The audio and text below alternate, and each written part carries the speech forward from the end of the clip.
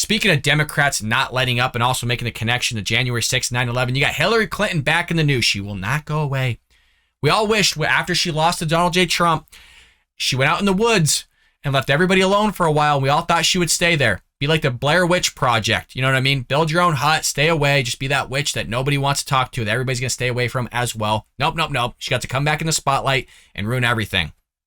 Former Secretary of State Hillary Clinton joined CNN's Dana Bash on the anniversary of 9/11 terrorist attacks to talk about how she hopes Americans will find a way to put political differences aside and come together as a country, as we did following the attacks, only to turn around and suggest that political and ideological extremism during this time in our country is every bit as dangerous.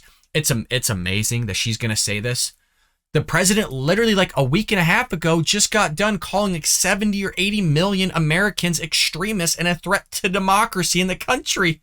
And she's going to come chauffeur this stuff out and tell us, oh, you know what? I hope we could just put things aside. After this was a lady that also called 70 to 80 million Americans bigots.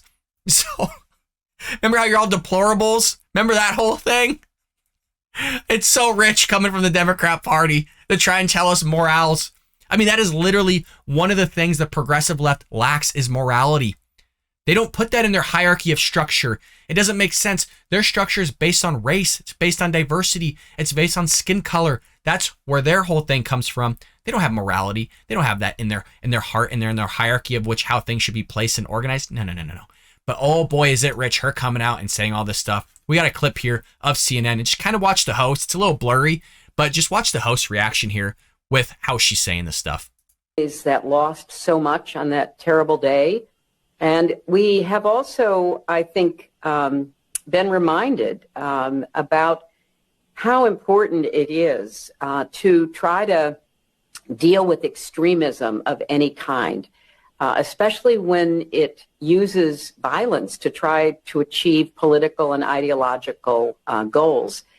So I'm one who thinks that there are lessons still to be learned from what happened to us on 9/11 that we should be very aware of during this time in our country and the world's history. So another Democrat correlating the 9/11 events to January 6th in a nutshell without saying it, basically calling certain GOP people extremists. And if you're going to make that connection to what took place in 9/11 in a nutshell, you're also calling them terrorists. Now, I can't be clear enough, and I'm sure all of you are with me on this one. The idiots that stormed the Capitol are just that, idiots. They're not conservatives. They're not Republicans. They could say that all they want. That's not something that you do. Storm the Capitol because you didn't agree with the election. We all agree that there was problems with it.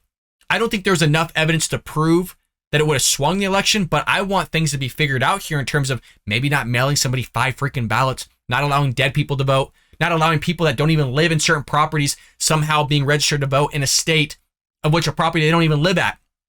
So look, I'm right there with you on being pissed about the election. I thought it was a little bit rigged myself in terms of, hey, there was some shady stuff that took place. Y'all saw 2,000 Mules as well. Do I think at least there was enough to sway it? No, I don't think so. I know some of you at the Paul Brad Show probably don't agree with that assessment, but that's just where I'm at on terms of the evidence that I have in front of my eyes and that I've been able to see. I would like this stuff to be fixed, but it's just amazing. It's amazing how somebody like Hillary Clinton that had all this stuff on her servers, she bleached it and did everything, whole Benghazi debacle is going to come out and tell us how to sit there and put political differences aside and then follow up by basically correlating the freaking January 6th events to 9/11. It's amazing. It is absolutely astonishing. You had Dave Rubin, as you probably saw at the tail end there, going to hop in and make some claims here. Dave went on to recall that the violent extremism of groups like Antifa and Black Lives Matter, who were rampaging through our cities for months during the summer of 2020, are never brought up. You had the Intelligence Committee, top Democrat, not bringing it up in the first segment. Hillary Clinton's not bringing it up. You have these news outlets here that are conducting interviews, not bringing it up, where literally they ran roughshod over cities and burned them down, spending billions of dollars in damages. But no. None of that could be spoken of. Remember, there was also a clip from 2016 when the Clintons, infamous for a basket of deplorable speech in which she called Trump supporters racist, sexist, homophobic, xenophobic, Islamophobic, to debunk the claim that Republicans are responsible for today's divisive political climate. It's so outrageous. It makes your head spin. And again, I think the one thing that bugs me the most is not just the fact that the Democrats and Hillary Clinton are doing this. It's expected, to be quite frank. The thing that bugs me the most is the journalists are no longer journalists anymore. They have to sit there and rub the feet and the shoulders of the Democrats, not follow up with actual really good questions, and just look them in the face going, what the hell are you talking about? Do you not just realize you said an asinine thing? Like, why can't that ever be a thing anymore? You know what I mean? If you want ratings, I would watch that. Even if they did it to a Republican, I would watch and be like, holy crap, finally somebody's calling out a politician here. Finally somebody's standing up for the American people. We're not beholden to Trump. We're not beholden to Joe Biden or any politician out there. They look at us like peasants, folks. We're Americans. We're the people. We're the one that runs the show, not the politicians. They speak for us.